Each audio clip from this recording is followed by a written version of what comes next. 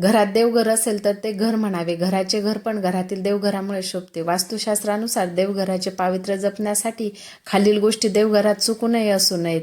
दत्तक दिलेल्या घराचे अगर वंशपीडित पूर्वज घराण्याचे देव पूजेत नसावे. हे देव सोन्याचे असले तरी विधियुक्त विसर्जन करावे, नाहीतर अनेक संकटांना सामोरे जावे लागेल. संसारी माणसाने देव्हाऱ्यात मारुतीचे पूजन करू नये, कारण मारुती बालब्रह्मचारी आहे.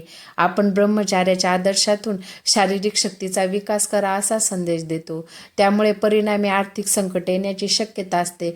शनीची तसे शनियंत्राची पूजा देव्हाऱ्यात करू नये. सर्व जीवन संकटमय होऊन अंती उदासीनता वाटायला येते. देवघरात म्हसोबा तसेच मुंजाची पूजा करू नये. कुलदैवताचे कृपाछत्र कुटुंबावर राहत नाही. शिवाय त्या मुंजा सद्गतीपासून पूजा करू नये. बंधनात अडकविल्यामुळे त्याचे फक्त शापच आपल्याला मिळतात. खंडित मूर्ती किंवा फाटलेले फोटो. देवघरात कधीही तुटलेल्या मूर्ती किंवा फाटलेले देवाचे फोटो ठेवू नका.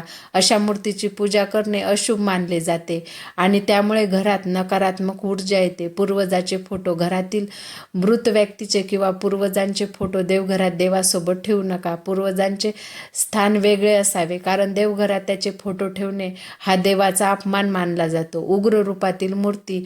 ज्या देवतांचे रूप उग्र किंवा रौद्र आहे, उदाहरणार्थ काली माता, तांडव करणारे शिव, काळभैरव, अशा मूर्ती किंवा फोटो देवघरात ठेवू नयेत. निर्माल्य आणि सुकलेली फुले. देवाला वाहिलेली फुले सुकल्यानंतर ती लगेच काढून टाकावीत. वाळलेली फुले आणि जुने हार नकारात्मक पसरवतात. एकाच देवाच्या अनेक मूर्ती. एकाच देवाच्या 2 किंवा त्यापेक्षा जास्त मूर्ती समोरासमोर किंवा शेजारी ठेवणे टाळावे. विशेषतः 2 शंख किंवा 2 शिवलिंगे एकत्र असू नयेत. धारदार वस्तू. देवघरात किंवा त्याच्या आसपास चाकू, कात्री किंवा सुई यासारख्या टोकदार आणि धारदार वस्तू ठेवू नका.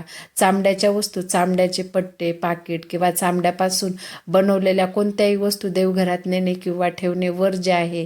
व्हिडिओ शेवटपर्यंत पाहिल्याबद्दल खूप खूप धन्यवाद.